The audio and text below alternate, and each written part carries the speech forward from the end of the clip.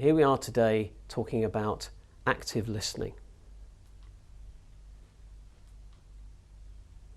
One of the things that you'll have been noticing since you've been asking better impact questions is how actually the asking of better questions leads naturally to us being better listeners.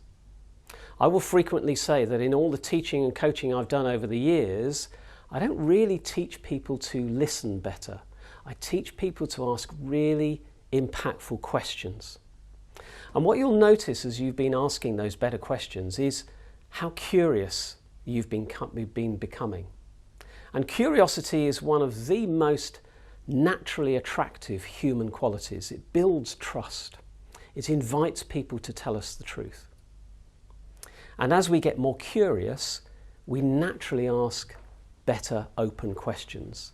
We're not asking questions so much to control, we're asking questions to learn. And the one thing we really notice when we really start to listen and get curious as to the answers that people will give us, how frequently people avoid answering our question. And maybe we hadn't really noticed this before. There are actually 3 levels at which we listen to other people. Level 1 is really an internal listening. We're not really listening to the other person. What we're listening to is the chatter that's going on in our head. We're listening to the judgments that are forming. We're listening to the solution that's coming up in our own head, that inner voice that we have. And then we move to level 2, which is a much more focused listening, really hanging on the language that people use, really getting interested in the content. And a great technique for listening at level 2 is to simply repeat the language that people use back to them in our questions, because then we're really creating the empathy and we're creating the emotional connection. We're using their language back to them. And the final level of listening, global listening, this is really about our skills in sensing, in noticing non-verbal communication. Now, we are fantastically skilled at non-verbal communication. We really understand non-verbal communication. We've had to, as a species, developing over the last few 100,000 years, and human beings have only had complex language for about 10,000 the last 10,000 years of our development. Before that, we were solely reliant on non-verbal communication. And so this is a skill that we have. It's very much in our DNA, but we've come not to trust it as managers and coaches.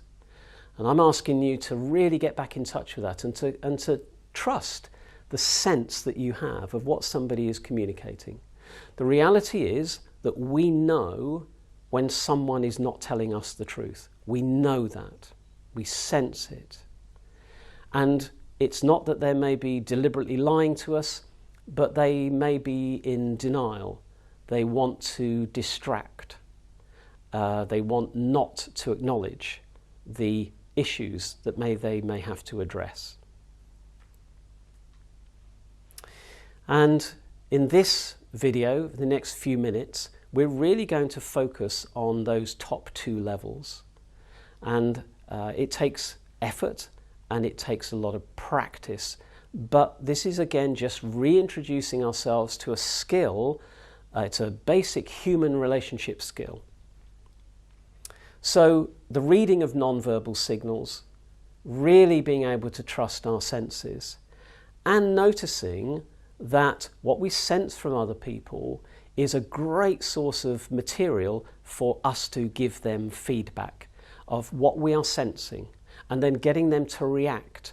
This is the observational part of feedback. It isn't just the data we can give them, it's what we sense from them, what we feel from them, and offering this back to them as feedback. There's a few techniques that we can offer you to really pay attention to in that space of active listening. The first thing is there's no such thing as a throwaway comment. When somebody is being authentic with us, when they're not listening to a rehearsed voice in their own head, they'll be a little off guard sometimes, and they'll just say something and it'll sound like a throwaway comment. But there's no such thing. And as a coach, we can pick up on that. People use very interesting language and descriptors.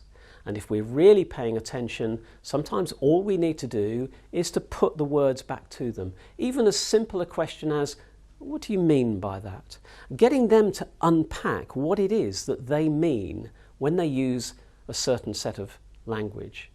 And remembering the science of coaching, the open questions, the eye contact, they're digging into their brain, into information that is not held verbally, and they are turning that into language and articulating it.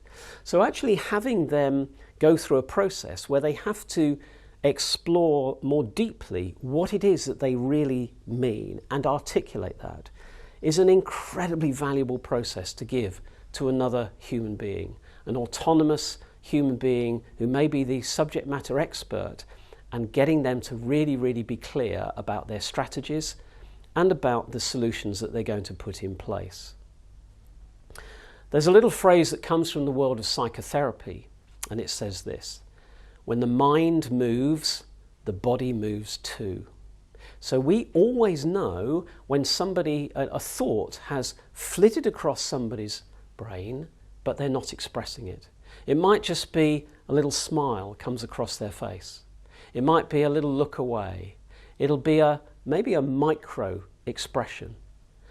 And in that moment, it's a great thing to do as a coach, just to stop and say, oh, what was that little smile say? And you'll see the smile come back on their face.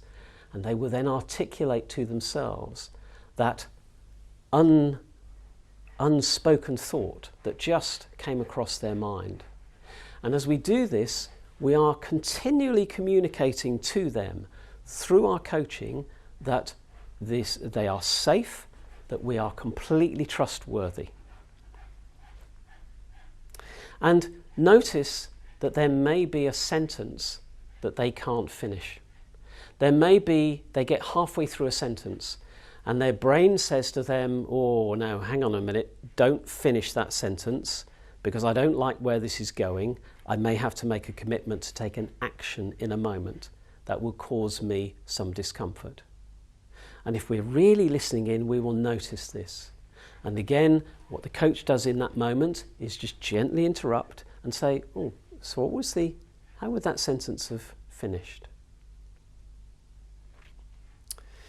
What you will really notice through this process is how infrequently people actually give you the truthful answer on the first go. And it's not that they're trying to be deliberately confusing, but they have a fear in place.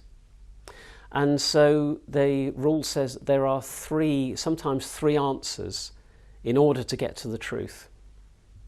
So the first answer you might hear is what we would call the scout. What they're doing is they're sending out an answer to the question, and they're just checking out whether you're really listening. It's quite superficial. It might sound very general. They are not answering your question. And the more impact questions you ask, the more challenging questions you ask, the harder it's going to be for people to really engage and get to the truth. Because this may be the first time that they're really revealing the truth to themselves. The second answer, and by the way, the technique for this is to simply and gently repeat the question, word for word. It's why our core technique must be to have open questions that are as short as possible, so they're available to us to repeat word for word. Very gently at first, and maybe a little more insistently the second time around.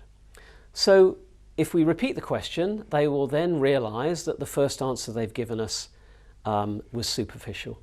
What they've really realising is that we're serious, we're listening, and we will not let them off the hook. And so the next answer might well be, what they think we want to hear.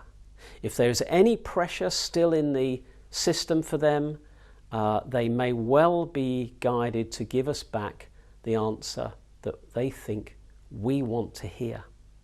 So in that moment, you'll see it actually happening in their head and in their eyes. Their brain says, what's the right answer here? What's the correct answer? What are they really looking for? You'll see it and you'll sense it. And it is driven by fear. Notice it. And then just finally, and probably still very gently, maybe even with a little smile on your face, just gently repeat the question. And then they will issue the magic words. Okay, if you want me to be really honest. And they will reveal the truth to themselves. This is a real breakthrough moment, because this will be the first time they have articulated to themselves the truth of the matter, and therefore what it is that they really need to do to solve the issue at hand.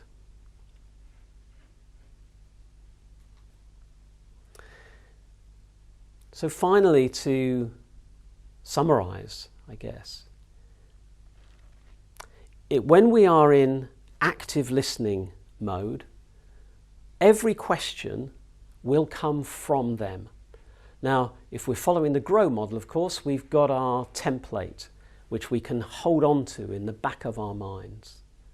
But if we're really listening, every question we ask will come from the natural flow of our curiosity and of them uncovering the depth of what it is they truly believe and what it is that they've got to do next. And really, we have to get our unconscious controlling habits under control.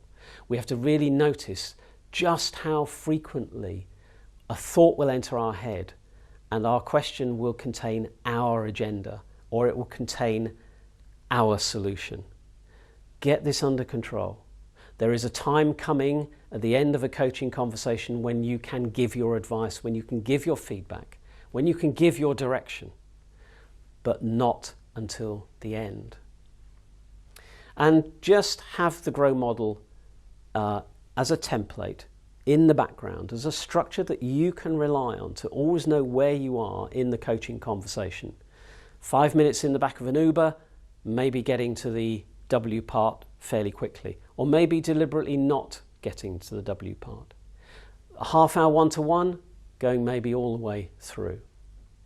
And what you will see as you listen to people, you will really be able to assess their competencies, and you'll see the gaps. You'll be able to provide feedback and direction and advice in those gaps. You will see their courage grow in front of you as their confidence grows from uncovering their solution and from being held so firmly and so skillfully by their coach. And you will get the commitment, you will get the accountability that we really need people to take.